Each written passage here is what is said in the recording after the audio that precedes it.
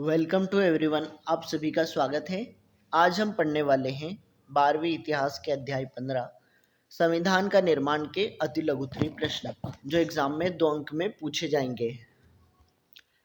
आज का हमारा पहला प्रश्न है, संविधान सभा में प्रारूप समिति का कार्य क्या था? आंसर है, प्रारूप समिति का मुख्य कार्य संविधान के प्रारूप को निर्धारित करना था। इसके अध्यक्ष डॉक्टर भीमराव अंबेडकर थे। जो प्रारूप समिति थी वो क्या कर रही थी? संविधान का ड्राफ्ट किस प्रकार उसे लिखना है उसको निर्धारित कर रही थी। यही उसका मुख्य कार्य था। अगला क्वेश्चन है, संविधान में वर्णित संघ सूची से क्या आशय है? आंसर है, संघ सूची से आशय विषयों की उन सूची से है जिन पर कानून केवल केंद्र बना सकता है, जैसे सीमा शुल्क, कंपनी कर। इसके अलावा भी देख सकते हैं रक्षा, रेलवे, ये क्या है? विदेश। ये सब केंद्र सूची के विषय हैं। इस सूची के विषय में जितने भी विषय रखे गए हैं उनमें केवल केंद्र कानून बना सकता है। अगला है, संविधान में वर्णित समवर्ती सूची से क्या आशय है? इसका आंसर देखते हैं। समवर्ती सूची के विषय पर कानून बनाने का अधिकार राज्य सरकार और केंद्र सरकार दोनों को होता है, जैसे शिक्षा, स्वास्थ्य, वन आदि। ये क्या है? समवर्ती सूची के, इन पर राज्य और केंद्र दोनों कानून बना सकते हैं। अगला है, संविधान में वर्णित राज्य सूची से क्या आशय है? ऐसे ही राज्य सूची होगी। राज्य सूची से आशय विषयों की उन सूची से है जिन पर कानून बनाने का अधिकार केवल राज्य सरकार को होता है, जैसे पुलिस प्रशासन है ना, ये सब राज्य के अंतर्गत आते हैं, है ना। मनोरंजन, ये सब किसके लिए है? राज्य सूची में। अगला क्वेश्चन है, जवाहरलाल नेहरू ने उद्देश्य प्रस्ताव में कौन से विचार पेश किए? कोई 2 विचार लिखिए। तो अब इसमें हम विचार जो उद्देश्य प्रस्ताव में उन्होंने पेश किए उनमें हम पहला देखते हैं, भारत को स्वतंत्र संप्रभु गणराज्य बनाने का निश्चय किया। ये क्या? पहला विचार। भारत को घोषित किया था उन्होंने कि स्वतंत्र संप्रभु और गणराज्य होगा भारत। दूसरा, समस्त नागरिकों को सामाजिक, आर्थिक, राजनीतिक न्याय, विचार अभिव्यक्ति, धर्म और उपासना की स्वतंत्रता प्रदान की जाएगी। ये दोनों विचार उसमें प्रस्तुत किए थे जो उद्देश्य प्रस्ताव में थे। अगला है, लोकतंत्र की सफलता के लिए गोविंद वल्लभ पंत ने क्या विचार दिया? आंसर है, गोविंद वल्लभ पंत के अनुसार लोकतंत्र की सफलता इस बात पर निर्भर करती है कि समाज के विभिन्न तबकों में वह कितना आत्मविश्वास पैदा कर पाती है। इसमें गोविंद वल्लभ पंत का आशय सभी वर्गों से जो पिछड़े हुए हैं उनको भी मुख्य धारा में लाने के लिए कहा था उन्होंने। अगला है, संविधान के मसौदे में विषयों की कितनी सूचियां बनाई गई थी? नाम लिखिए। आंसर है, विषयों की 3 सूचियां बनाई गई थी, संघ सूची, राज्य सूची और समवर्ती सूची, जो हमने अभी देखी है। अगला है, अंतरिम सरकार के 4 सदस्यों के नाम लिखिए। तो एक तो जवाहरलाल नेहरू जो अंतरिम सरकार के उपाध्यक्ष थे, राजेंद्र प्रसाद जी थे, कृषि मंत्री थे, वल्लभ भाई पटेल थे, डॉक्टर भीमराव अंबेडकर थे, ये सभी क्या थे? उसके सदस्य थे। अगला है, संविधान सभा के 4 प्रमुख सदस्यों के नाम लिखिए। तो डॉक्टर राजेंद्र प्रसाद अध्यक्ष हैं, पंडित जवाहरलाल नेहरू, वल्लभ भाई पटेल, डॉक्टर भीमराव अंबेडकर। दोनों में कॉमन हो जाएगा ये, अंतरिम सरकार और संविधान सभा के सदस्य। अगला है, आरवी धुलेकर ने हिंदी के पक्ष में क्या टिप्पणी की थी? तो आंसर है, आरवी धुलेकर ने कहा कि इस सदन में जो लोग भारत का संविधान रचने बैठे हैं और हिंदुस्तानी नहीं जानते वह इस सभा की सदस्यता के पात्र नहीं हैं, उन्हें चले जाना चाहिए। ये हिंदी के पक्षधर थे, वो भी कट्टर। उन्होंने हिंदी के अलावा किसी और भाषा को राजभाषा बनाने का विरोध किया था। अगला है, उद्देश्य प्रस्ताव पेश करते हुए नेहरू जी ने अपने भाषण में क्या कहा था? तो उद्देश्य प्रस्ताव पेश करते हुए जवाहरलाल नेहरू ने अपने भाषण में कहा कि उनकी नज़र बरबस अतीत में हुए उन ऐतिहासिक प्रयोगों की ओर जा रही है जिनमें अधिकारों के ऐसे दस्तावेज तैयार किए गए थे। यह संविधान के संबंध में उद्देश्य प्रस्ताव पेश करते हुए उन्होंने कहा था कि उन ऐतिहासिक प्रयोग की ओर उनकी नजर जा रही है जिसमें ऐसे अधिकारों के दस्तावेज तैयार किए गए थे, जैसे पुराने समय में हुआ था 1776 में अमेरिका के संविधान के लिए, ब्रिटेन में जो अधिकारों का मैग्ना कार्टा पेश किया गया उसमें, तो ऐसे ही तैयार किया गया, उससे उन्होंने उसकी तुलना की। अगला है, प्रारंभ में समाजवादी दल संविधान सभा से अलग क्यों था? तो आंसर है, प्रारंभ में समाजवादी दल संविधान सभा से अलग रहा क्योंकि वह संविधान सभा को अंग्रेजों की बनाई हुई संस्था मानते थे। वे मानते थे कि इस सभा का वाकई में स्वायत्त तो होना असंभव है। ठीक है, क्योंकि संविधान सभा किससे बनी थी? कैबिनेट मिशन से। कैबिनेट मिशन किसने दिया था? ब्रिटिश सरकार ने। तो ये मानते थे कि यह अंग्रेज द्वारा बनाई गई संस्था है और ये उनके ही इशारों पर कार्य करेगी, हम स्वतंत्रता पूर्वक इसमें कार्य नहीं कर पाएंगे। इससे वो समाजवादी दल संविधान सभा से अलग हो गए थे। अगला है, आजादी के साथ साथ जश्न के माहौल में क्या दर्द दिखाई दिया? तो आंसर है, आजादी के साथ साथ जश्न के माहौल में देश विभाजन और सांप्रदायिक हिंसा का दर्द भी दिखाई दिया। उस समय क्या हुआ था? विभाजन हुआ था और सांप्रदायिक हिंसा हो रही थी, तो ये हमें उस समय दिखाई दे रहा था। अगला है, भारतीय संविधान के निर्माण में बी एन राव एवं एस एन मुखर्जी का क्या योगदान था? तो बी एन राव भारत के संवैधानिक सलाहकार थे और दूसरा एस एन मुखर्जी मुख्य योजनाकार थे। जो संवैधानिक सलाहकार थे ये ड्राफ्ट बना रहे थे अंबेडकर जी के सहयोग के लिए, और मुखर्जी इन्होंने योजना प्रस्तुत की थी। ठीक है, ये मुख्य योजनाकार थे।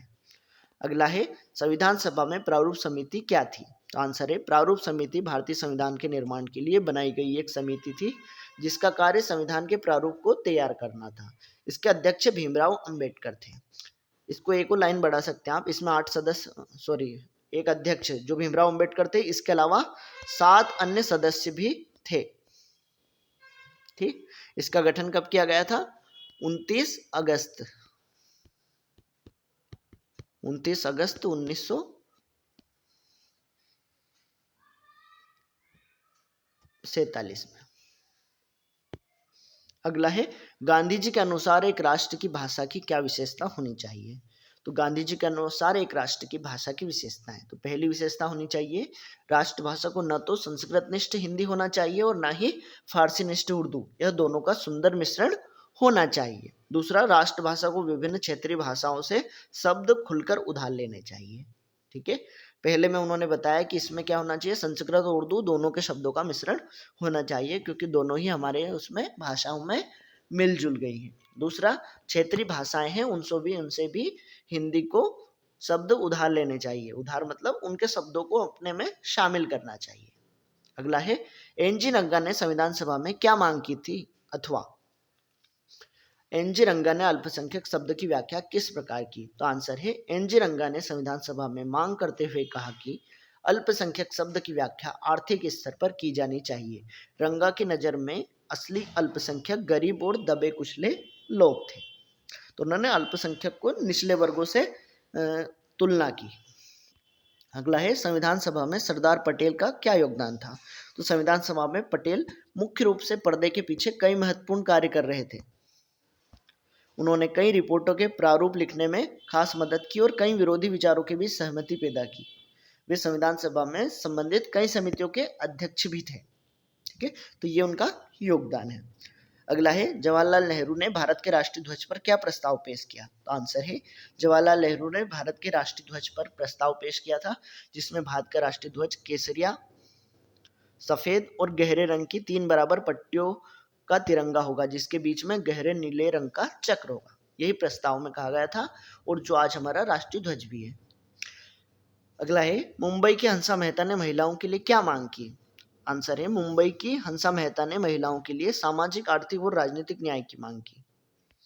अगला है, जसपाल सिंह ने आदिवासियों और शेष समाज के फासले को खत्म करने के संबंध में क्या कहा? तो जयपाल सिंह ने आदिवासियों और शेष समाज के फासले को खत्म करने के लिए दोनों समाजों को आपस में घुलने मिलने और मेलजोल बढ़ाने के लिए कहा, क्योंकि वे चाहते थे कि ये जब मिलेंगे और फासला कम होगा तो इनके संबंध अच्छे हो जाएंगे। अगला है, गोविंद वल्लभ पंत के अनुसार एक निष्ठावान नागरिक बनने के लिए क्या करना चाहिए? तो आंसर है, गोविंद वल्लभ पंत के अनुसार निष्ठावान नागरिक बनने के लिए लोगों को समुदाय और खुद को बीच में रखकर सोचने की आदत छोड़नी होगी। ठीक है, खुद और समुदाय से दूर खुद की सोच को अलग करनी होगी, उनको स्वतंत्र रूप से चिंतन करना होगा, तब जाकर वो एक अच्छे नागरिक बन पाएंगे, वरना समाज में उलझ जाएंगे तो एक नागरिक नहीं बन पाएंगे। अगला है, गोविंद वल्लभ पंत के अनुसार लोकतंत्र का डूबना निश्चित है, क्यों? तो आंसर है, गोविंद वल्लभ पंत के अनुसार लोकतंत्र में कोई व्यक्ति या समूह अपने अपव्यय पर अंकुश लगाने की बजाय बृहत्तर या अन्य हितों की जरा भी परवाह नहीं करता है, ऐसे लोकतंत्र का डूबना निश्चित है। ठीक है।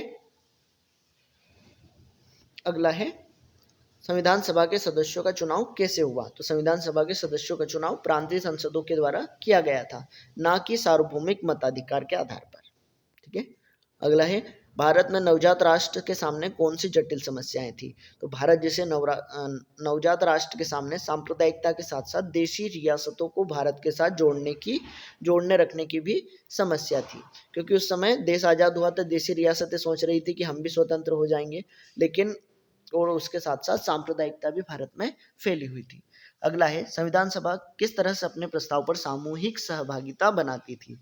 तो संविधान सभा में सामूहिक सहभागिता बनाने के लिए जनता के सुझाव आमंत्रित किए जाते थे, जनता जो सुझाव देती थी उन पर चर्चा की जाती थी।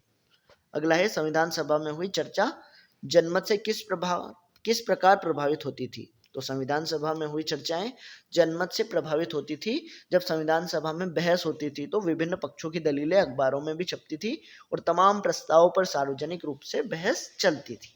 तो इसे जनमत से प्रभावित होती थी। अगला है संविधान में भारत के नागरिकों के लिए क्या प्रावधान किए गए हैं। तो भारत के नागरिकों के लिए संविधान में मूल अधिकारों का प्रावधान किया गया है। किसका किया गया है? मूल अधिकारों का। जो कितने दिए गए हैं? 6 मूल अधिकार दिए गए हैं। अगला है 11 दिसंबर 1946 की बैठक में क्या हुआ। तो आंसर है 11 दिसंबर 1946 की बैठक में संविधान सभा द्वारा डॉक्टर राजेंद्र प्रसाद को अध्यक्ष चुना गया। अगला है जवाहरलाल नेहरू ने उद्देश्य प्रस्ताव में लोकतांत्रिक शब्द प्रयोग न करने पर क्या तर्क दिया। तो आंसर है नेहरू जी ने उद्देश्य प्रस्ताव में लोकतांत्रिक शब्द का इस्तेमाल नहीं किया, क्योंकि यह तो स्वाभाविक ही था कि गणराज्य शब्द में यह शब्द पहले ही निहित होता है, इसलिए वे अनावश्यक और उपयोगी शब्दों का प्रयोग नहीं करना चाहते थे। क्योंकि गणराज्य क्या होता है?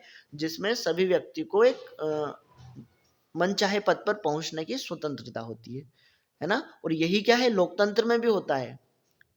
गणराज्य बिना लोकतंत्र के संभव नहीं है, इसलिए उन्होंने इसमें उपयोग नहीं किया था। अगला है संविधान सभा की भाषा समिति ने क्या रिपोर्ट पेश की थी।